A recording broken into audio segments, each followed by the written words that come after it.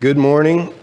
My name is Greg Kramer. I'm a software architect in Microsoft Azure Storage, and I'm here today to talk to you about Direct Drive, which is Azure's next generation block storage architecture.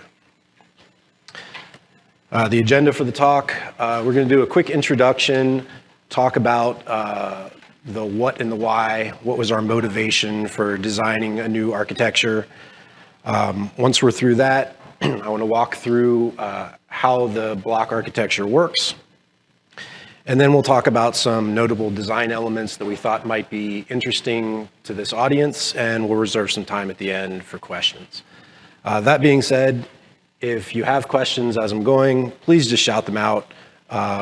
It'll be easier that way, and you'll get tired of listening to me talk at you for 40 minutes. It'll be nice to have a break. All right, let's get into it. So Direct Drive is an internal code name for Azure's new block storage architecture.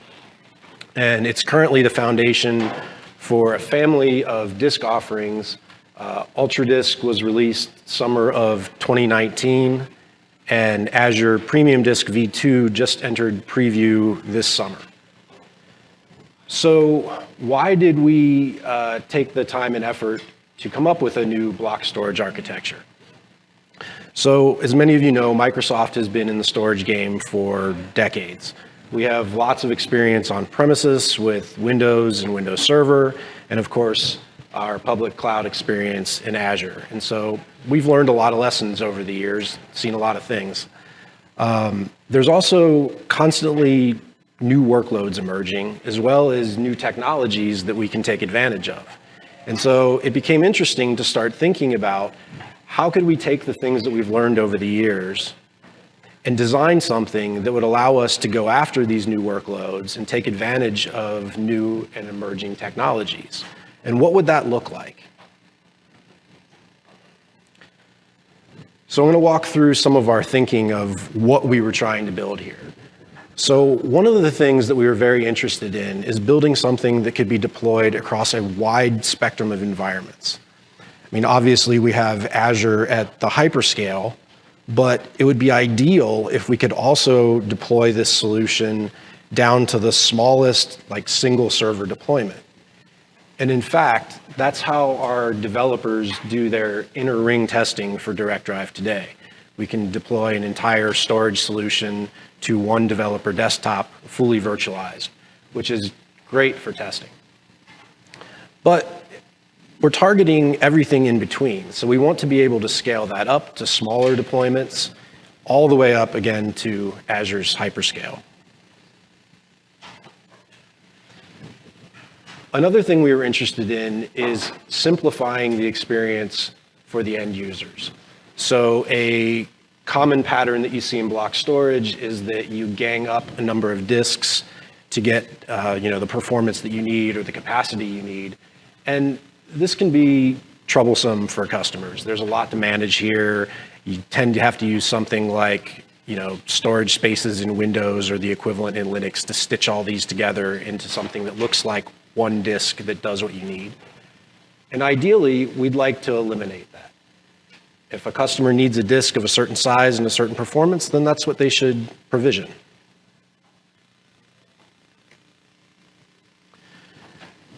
We also wanted to make sure that we didn't tie people to having to buy capacity or performance in certain units.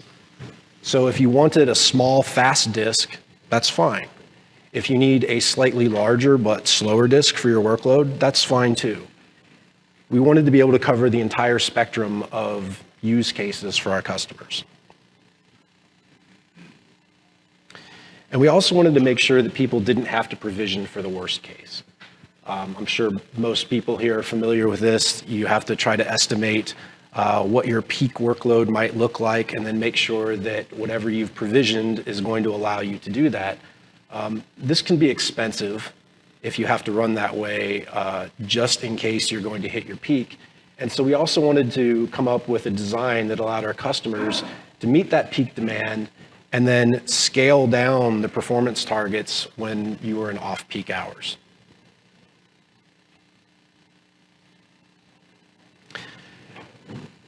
The new technologies that I mentioned at the beginning are also something that was front of mind. We're seeing networks are getting faster and faster and faster.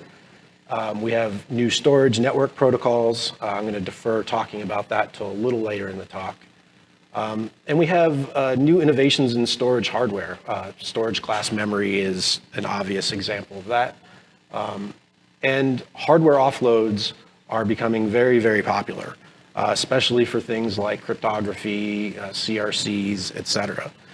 This was something that was very interesting to us because, of course, everything that we store, all of our customer data is encrypted, and we offer end-to-end integrity with CRCs that live with the data throughout its lifetime. And so being able to offload these things is a tremendous advantage. And so we wanted to come up with an architecture that allowed us to take advantage of all of these new things that are showing up in the market. Lastly, we wanted to simplify the I/O path. So on the left there, we're showing the architecture that preceded us in Azure Storage. There's a lot of layers here. It's a well-architected, multi-layered solution. And the talk that's directly after mine will talk about some of the capabilities that we get out of this multi-layered solution. But if what we're interested in is the best and most consistent performance, we need to remove those layers, a thinner stack. And so we wanted our disk clients to have direct access to their data. That's the direct and direct drive. So that was the motivation for why we went to design a new architecture. And so next we'll step into how that architecture actually works.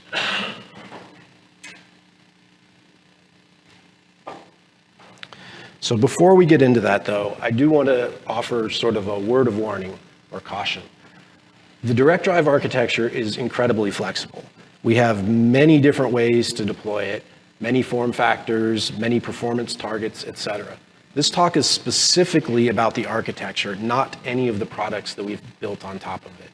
So the architecture does support things that we may not expose today in products. So this should not be construed as making any official statements about the capabilities or limitations of the products that we've built on top of it. All right, let's start with the basics. So we wanted to be able to support two disk types. So we have 4K native disks, 4K logical and physical sectors, as well as 512E. Now with 512E disks, just like with actual physical disks, you'll get the best performance by issuing 4K aligned I/O, which allows us to avoid the read, modify, write penalty. The core feature set that we're going after is, other than just reading and writing your disks, would be shared disks. So we want to support both single writer, multi-reader, as well as multi-writer, multi-reader, so that your disk can be mounted from multiple VMs at once. We need to support crash consistent and incremental snapshots. So this is the idea that if you take a snapshot and then take a second snapshot, the amount of space that we consume should be proportional to the amount of data that you've written since the last snapshot. And we need to support disk migration. Now, disk migration is not necessarily an end-user facing feature, but it's an important feature that we use internally. Disk migration allows us to take a disk and move it from one set of storage nodes to a different set of storage nodes while that disk is mounted and taking I/O. We use this for a variety of purposes. We can move the disk closer to the customer. We can move the disk off of an extremely busy tenant to a less busy tenant. Or in the case of decommissioning a set of storage nodes that have reached the end of their life, we can move the disk to a set of nodes that are still good.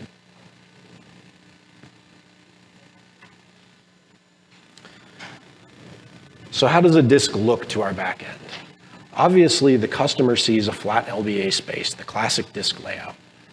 We actually manage disks in units of fixed-size chunks that we call slices. So a slice size is fixed for a particular disk, but they can vary across disks. In this example, I've shown 64 meg.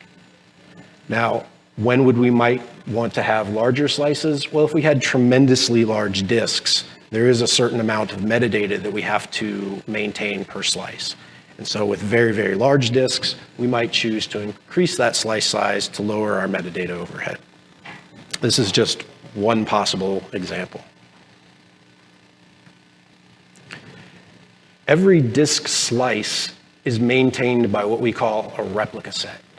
And a replica set consists of a single change coordinator service, the CCS, and multiple block storage services, the BSSs.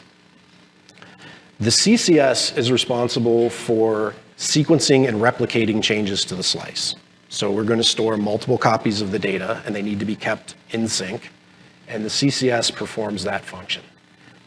The CCS is largely a stateless service in the sense that if it crashes or reboots, there's nothing that it loads on startup again. So the CCS's information is placed into it as it joins the cluster, and it runs that way until it goes away, and then we'll pick a different CCS. We'll talk a little bit more about that later. The block storage services are stateful. So that's where we have nodes with SSDs attached to them. Other than just reading and writing your disk data, which is their primary responsibility, the BSSs are also responsible for scrubbing the data. So I mentioned that we have end-to-end integrity built into our protocols, but if you're not actively doing I/O to your disk, then there's no one to check that the data is still good. And so we have background scrubbers that go through and constantly check it, just in case there's no I/O happening so that we can fix it before it's a problem. The BSSs are also responsible for repairing slice data when necessary. So for example, if the scrubber were to find a problem, that BSS would raise its hand, report an error, and it would be asked to repair the data from one of the good copies, one of the other BSSs in the replica set. One thing to note here is that the number of BSSs in the replica set is not fixed. So this particular example has 4, but the number of BSSs is really a function of the durability guarantee that you want to provide. So we could have 2 BSSs, we could have 4 like in this example, you could have 7, it's really up to you. This is the flexibility in the architecture.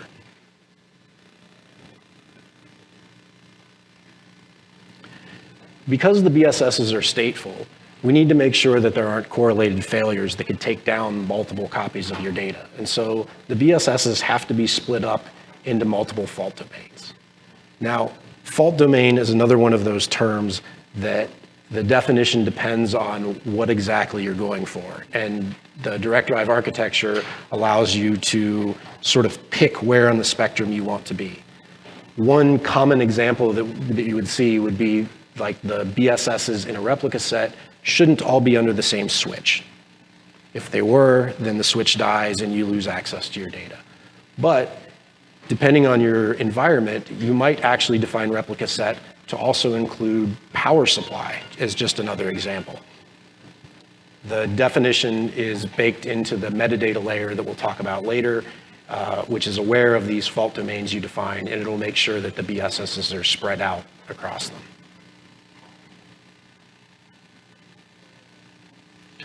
All right, so let's talk about writing to a slice. When you issue a write to your disk, the write goes to the change coordinator, the CCS. The CCS is going to assign a sequence number to that write, an LSN. So in this example, we have an unsequenced write coming in, and the CCS has assigned the next sequence, 107, to this write. The CCS then replicates this in parallel to all the BSSs in the replica set. And you can see that in this example, all of those BSSs are at 106 at the moment. The BSSs will receive that write, they will durably store it, and then they'll do something called promising the write back to the CCS. A promise is exactly what it sounds like. If you came back to me and asked for the data, I promised that I could return it to you. So in this particular example, you can see that BSSs 0, 1, and 3 have successfully promised the write, but BSS 2 is a bit of a laggard in this case. Maybe there was some network congestion or he's just slow at the moment. Promising happens, or from the CCS's perspective, the operation is promised when N of M BSS instances have successfully promised back to it. This is another one of these flexible areas in the architecture. In this example, I'm using quorum replication, so 3 out of 4, but we could just as well pick 4 out of 4 if we wanted to, or any other value that satisfies your durability requirements. Once the CCS gets the requisite number of promises, it's free to complete that operation back to the initiator.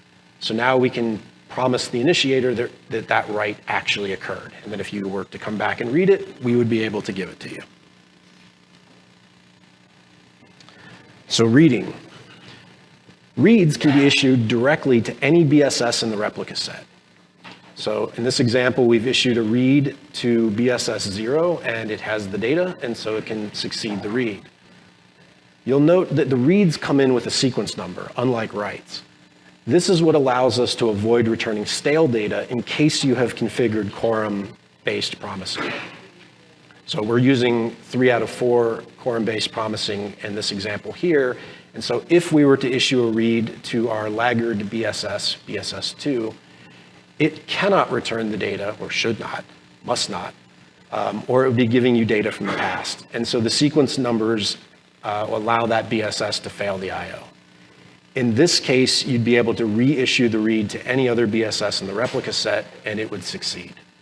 Now, what we've found is that in production, this need to retry in this fashion is pretty rare. Most of the workloads we see don't have the pattern of issuing writes and then immediately reading the data that was just written. And the replication is fairly fast. And so it doesn't take very long for all of the replicas to catch up.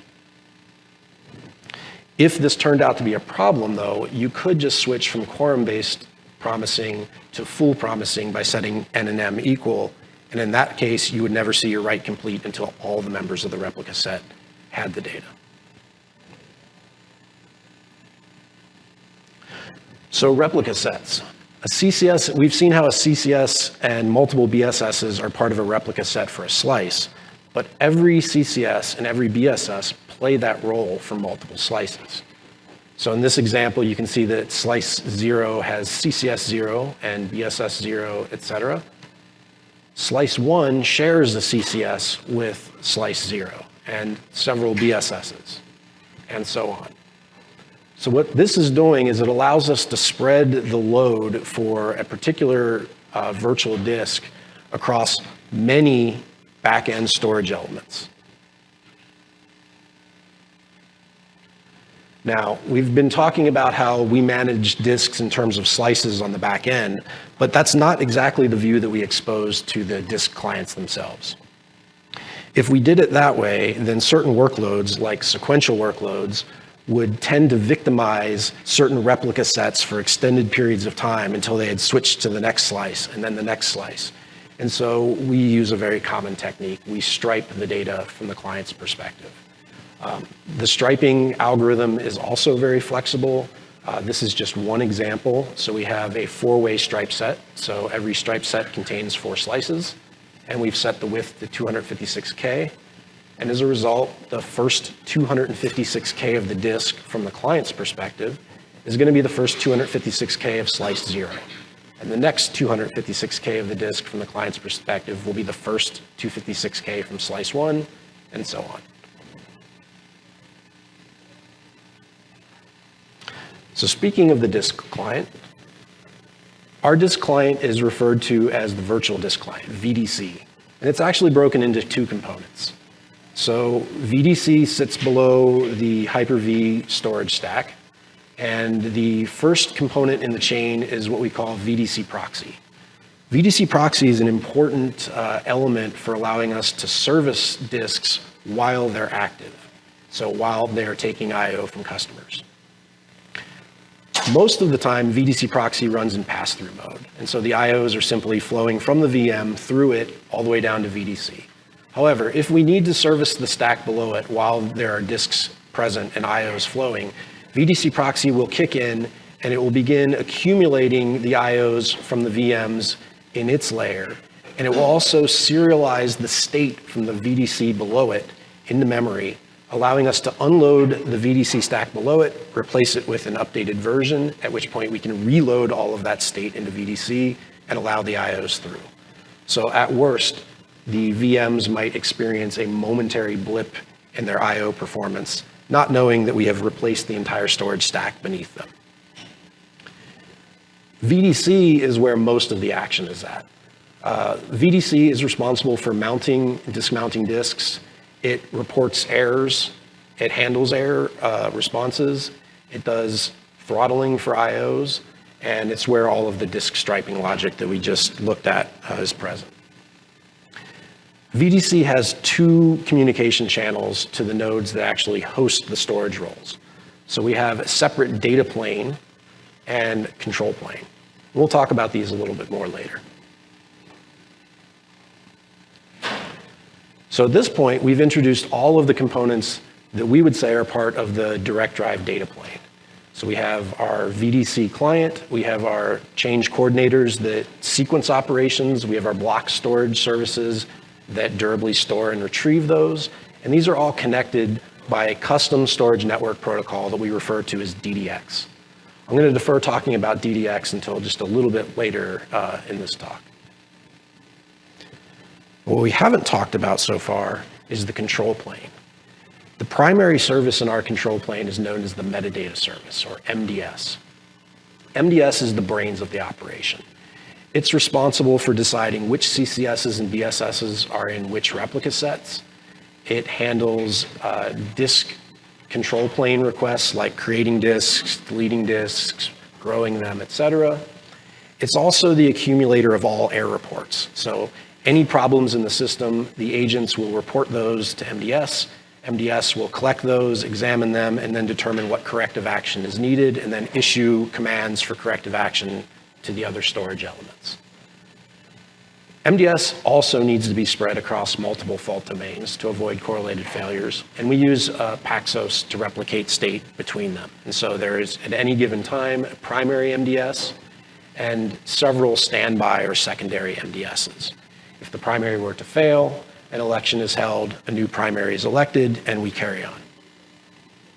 And we use custom RPC for inter-cluster control traffic. So this is how the MDSs communicate with each other, as well as the BSSs and CCSs.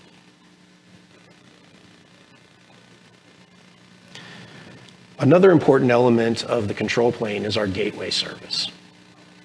So the gateway service sits between our control plane, MDS, and the outside world.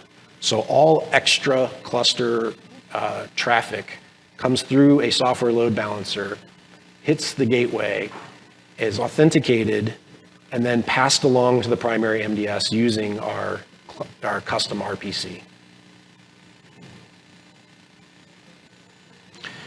All right, putting it all together, we finally see the full picture. So this is the high-level block overview of what the direct drive architecture looks like.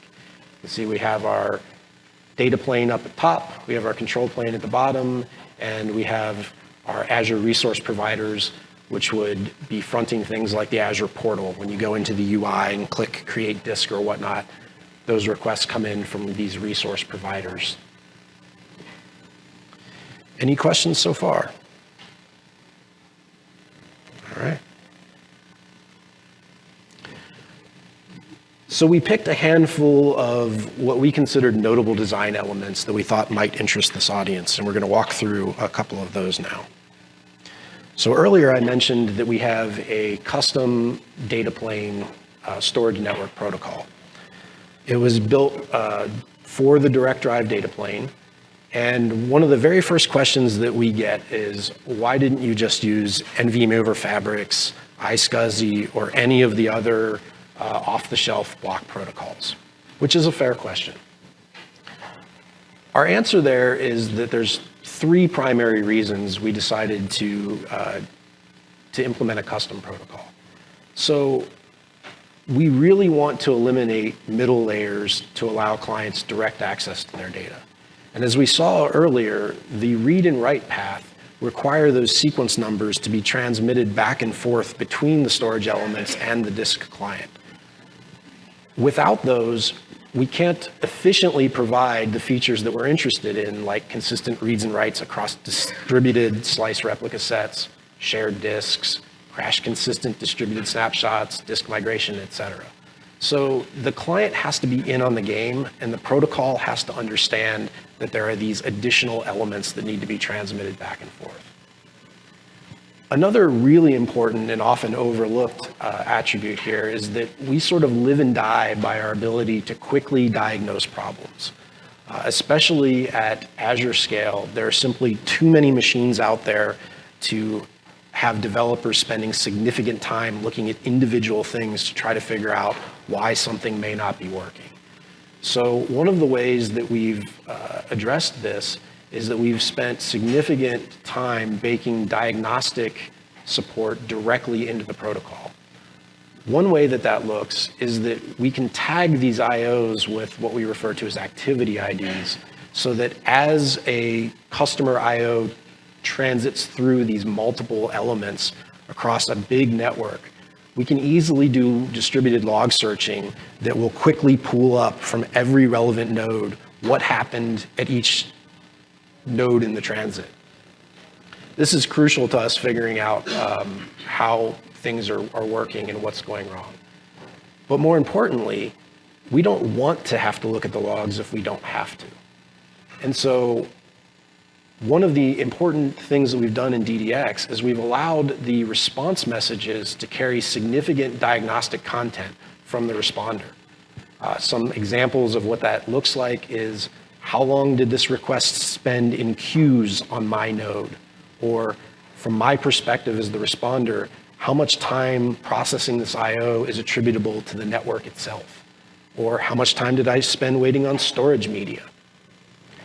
If we pass this information back and aggregate it, we can actually write some pretty complex automatic diagnostic tools that will find slow spots in the network. And so this makes it much easier for us to find, for example, the node whose network cable is going bad or is otherwise starting to fail. And so we can evict it from our clusters automatically, not having engineers have to look at it. Lastly, we wanted to maintain our agility.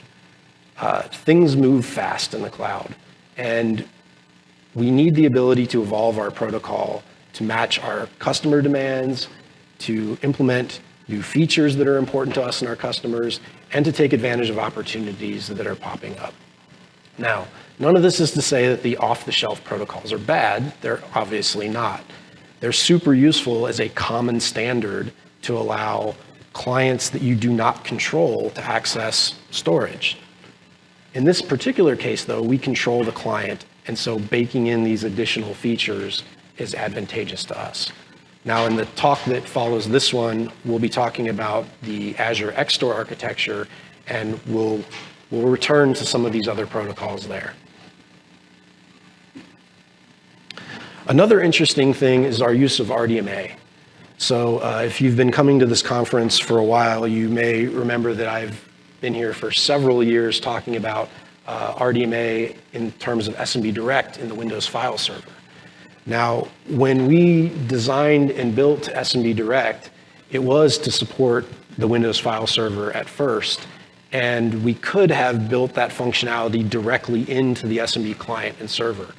Instead, we chose to implement it as its own layer that would hopefully one day be generically useful as an RDMA transport protocol.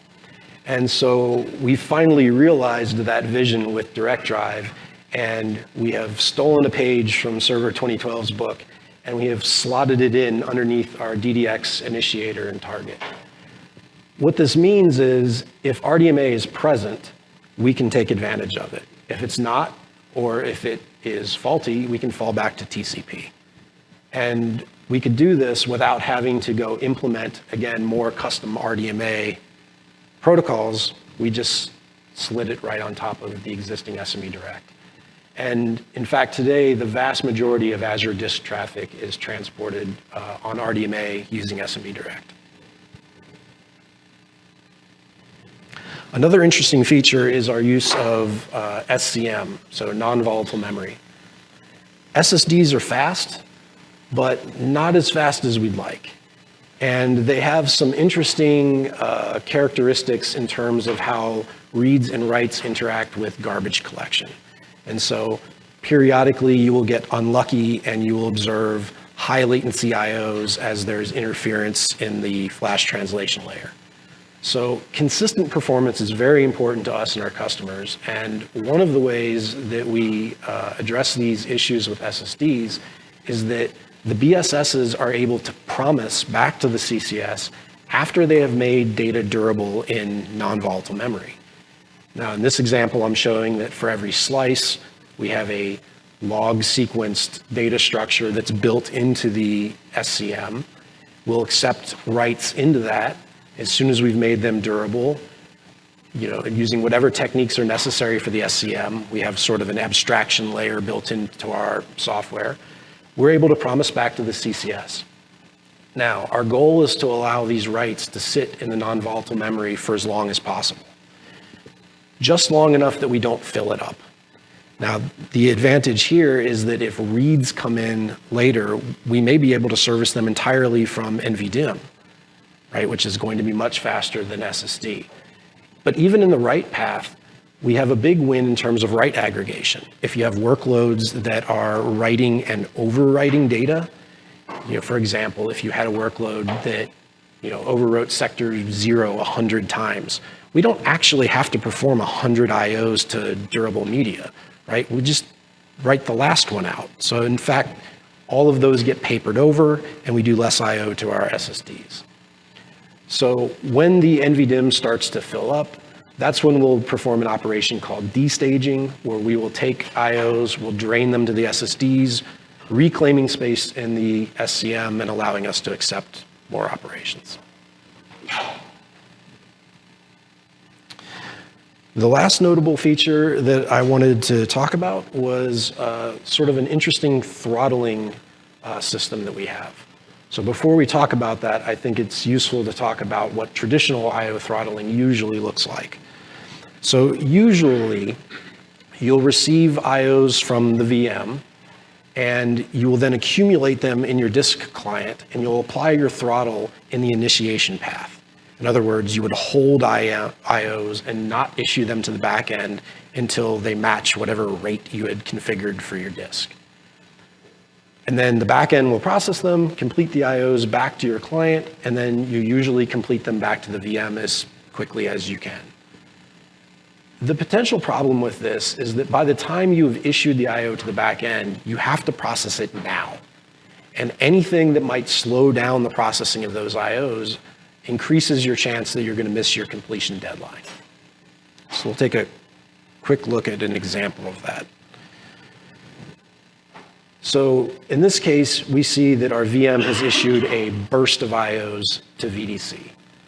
And if we had performed traditional throttling, VDC would hold those and space out the issuing of those to the back end to the configured IOPS, which in this trivial example is four IOPS, the world's slowest disk. The back end would complete those, processing those IOs as fast as it can, completes them back to VDC, and then VDC hands them back to the VM as fast as it can. And you can see that in this example, we're meeting our configured IOPS rate for the disk. Now, the challenge for this traditional type of throttling can be seen here. So I've introduced a latency bubble. Now, this might be a spike in load on the back end. It might be a burst of network congestion. It almost doesn't matter. There's many ways that things can slow down. And you can see that because we've held the IO in VDC, the yellow IO, and issued it on schedule to the back end, any slowdown causes us to miss our completion target for that yellow IO. What we've done is something called completion side throttling. So we have flipped the pattern around. VDC will receive IOs from the VM and issue them to the back end as fast as possible. And then we'll delay completion of those IOs to the VM to match the configured IOPS rate. So in effect, we're allowing the back end to sort of work ahead of time. You can get your work out of the way before it's actually due. So this is an example of what that looks like. The same burst of requests comes in from the VM. In this case, VDC will just issue them as fast as it can to the back end, and the back end processes them at the rate that it can. And then VDC holds those completions and spaces them out to meet the configured IOPS. Now I'm going to introduce the same latency bubble. And in this case, because we started processing the IOs ahead of time, if you will, it doesn't matter. So the completions will still meet the configured IOP rate for the disk. Now, of course, this doesn't allow us to paper over every delay, but hopefully the design of the system and the way that we have instantiated this architecture in hardware means that delays longer than our tolerable limit are fairly rare.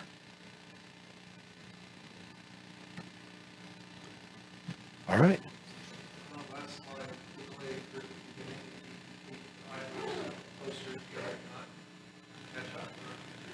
So the question is, if the delay,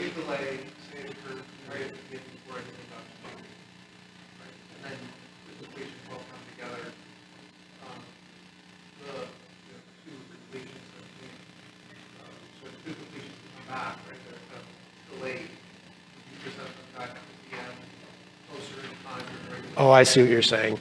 Yes, so the question is that if we move that bubble higher and the two completions, the green and yellow completions, were to come back after, I think what you're asking is where they should happen, right? No, I'm saying move the bar up to the top, the red and the blue come back after the red was already made. Right. And then present the red and the blue close in time. Oh, I see what you're saying, yes. So yeah, we would know when the IOs were issued and when they were due. And so if we got a late completion like that, we wouldn't throttle it. Like, in some sense, it's already due, there's no throttling necessary, and we would just allow it through.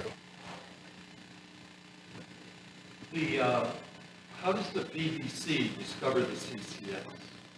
Right. So when the question was, how does VDC discover CCS?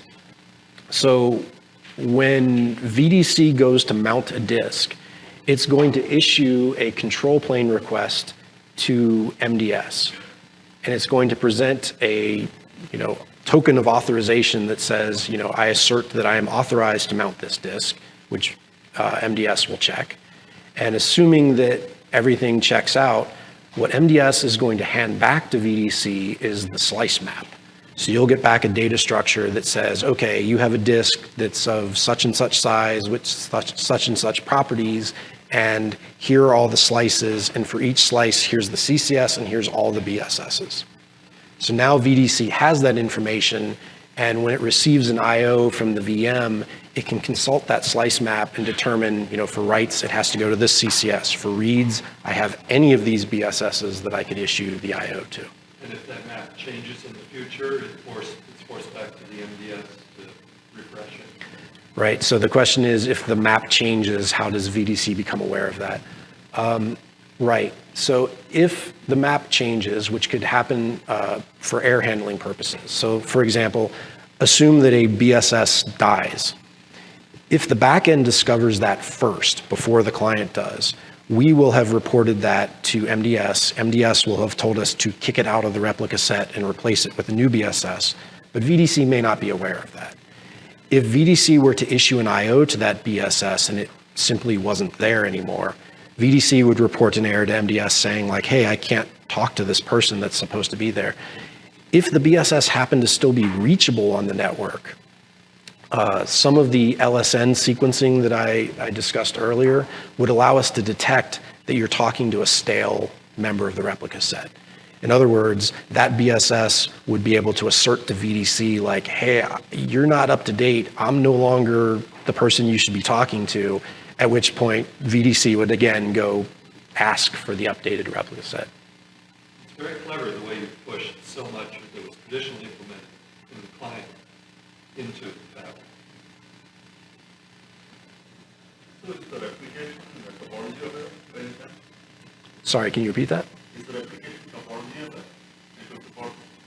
Is the replication topology aware? Well, I mean, the CCS is directly aware of which BSSs because it has to replicate to them. I think maybe I don't understand the question. So in some intermediate, you actually replicate one node depending on topology between forwards and reverse. Oh, I got you. You're referring to like chain replication. No, in our system, at least today, the way that we've configured it, we do parallel replication for performance reasons.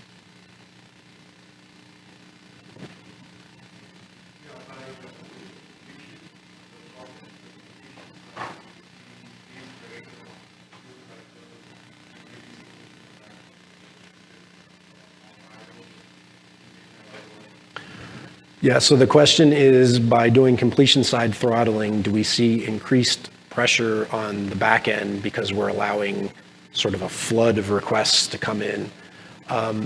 No, not really. Completion side throttling is an interesting optimization, but we're not completely tied to it. In fact, I think I had a footnote. Yeah. If it were to become problematic, we can simply start applying traditional initiator side throttling.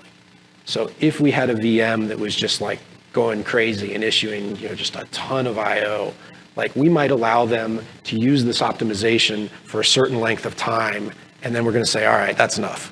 Like we're going to wait for you to sort of settle down before we allow you back into this mode. So we do have defenses against that problem.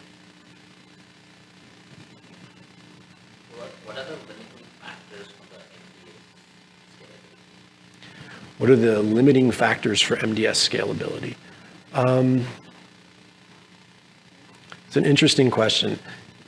The MDS in normal operation is not doing very much, right? Like it knows the map of which disks exist and which slices there are in the replica sets.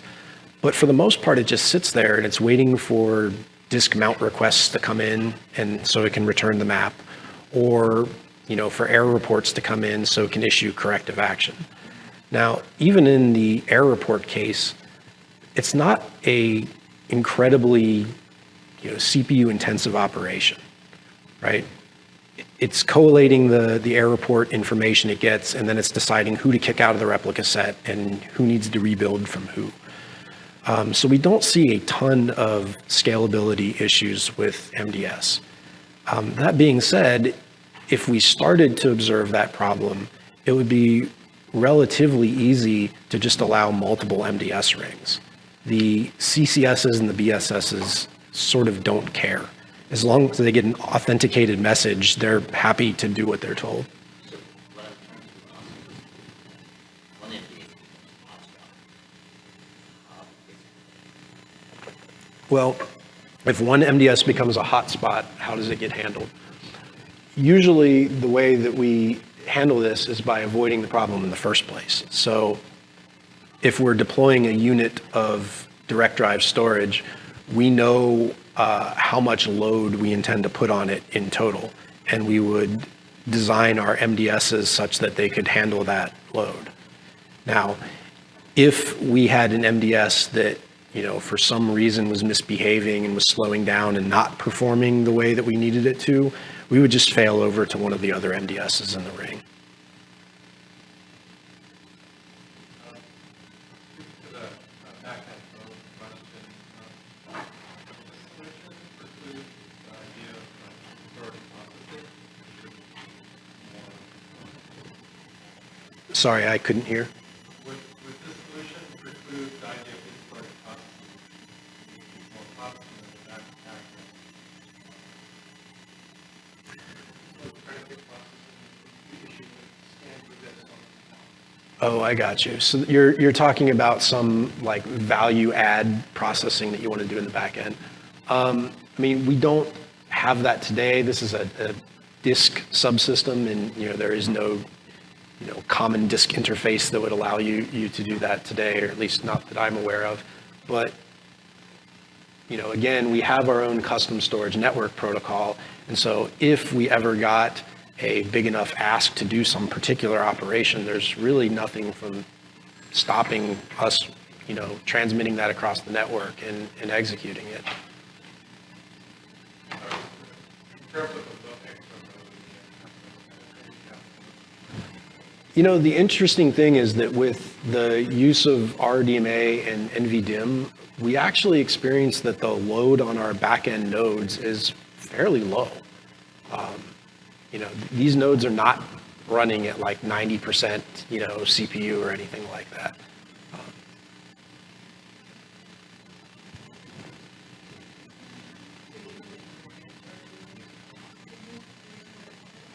Sorry, I can't hear you.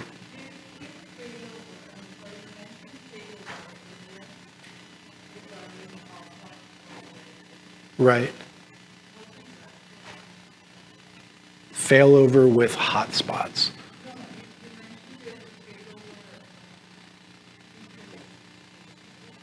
Right. So I had mentioned failover in terms of RDMA and TCP. Is that what you're referring to? Okay.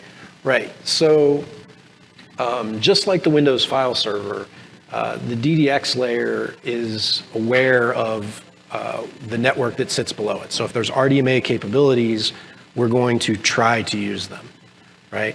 But if we discover that a certain backend element is unreachable via RDMA, or if the RDMA fabric became destabilized for some reason, there's heuristics and logic built into our DDX initiator that would allow it to detect that and then decide that falling back to TCP would be the better option. And then it probes and it will attempt to fail back to RDMA. It looks very much like the Windows file server multi-channel capabilities. What kind of block device storage has you're supporting? The that right, 4K and 5K devices. What kind of block storage are we supporting? Yes, we have 4K native disks and 512E disks. Does it, you mean in terms of the VMs being able to attach metadata? No, not today.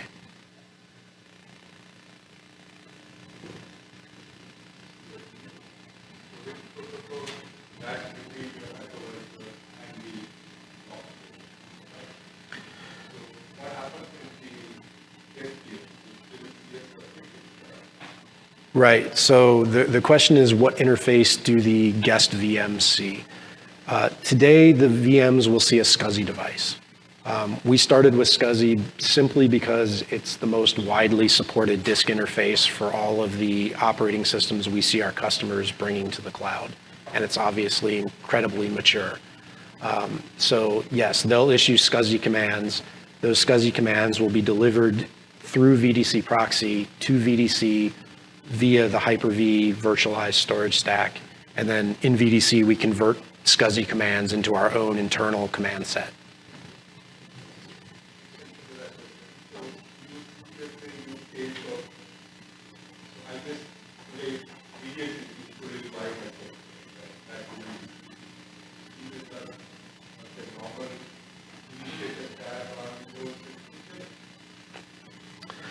So the question is, will we see this disk architecture on Windows in the future? I don't know. I have no product announcements to make today. So the NVDIMM is going to be only on certain node types, right? So you have to have some environments where, like maybe your Azure cloud is going to have all nodes built with that on it, but you said you can go all the way down to small nodes. What if they don't have that? What are they going to do for writes? Write or write caching? Right. So today, all of our production use of direct drive actually does use NVDIMM. And even in our test environments, we can use virtualized NVDIMM. So the VMs believe that they really do have NVDIMM there. NVDIMM is not really a stretch anymore. I mean, there was a time, I guess, when it was fairly expensive, but not so much anymore. And you don't need a tremendous amount of it. Like I had mentioned earlier, we do allow data to remain in NVDIMM for as long as possible, and then we destage just to keep it ahead of filling up. But that's one of those things that you can right size for your workloads. So if you had an extremely small cluster, you're going to have a commensurately smaller workload placed upon it, and you would need less NVDIMM to service that.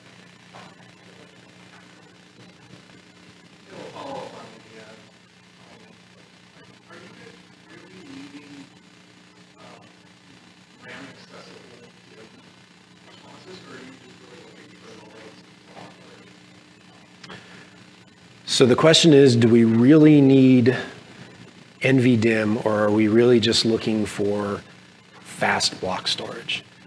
Today, we're counting on having byte addressable non-volatile memory. So the things that we're putting in our logs, obviously we need to put the actual data, the sectors that customers are writing into NVDIMM, but there's additional context there. Thank you. And so for every I/O, besides the data itself, we also need to store like what disk, what slice, what's the sequence number, all this stuff. And if we had to consume whole blocks for that, which is they're relatively small data records, that would get really inefficient. And so we count on having byte addressable memory.